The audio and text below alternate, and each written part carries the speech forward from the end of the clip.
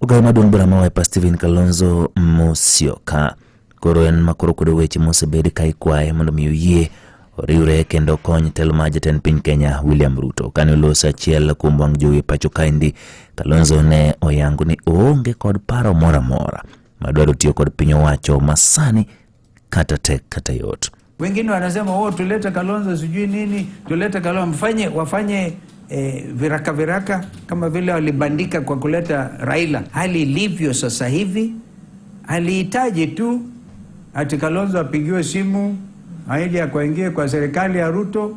That would be terrible.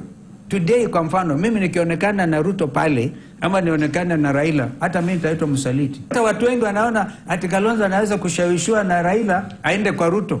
Wasahau kabisa, wasahau. Mimi itakuwa mahali wananchi wapo, and I have realized this is the best way to do it. Niliitwa majina tofauti, wenye kuniita au majina sasa wenyewe majibandika ya majina. Kalonzo na yangu mokumgigo mosebedo koluo kendo kituka kamise siasa ipachoka.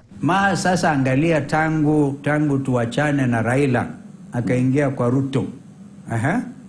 Waulize Kalonzo ana msimamo hana msimamo?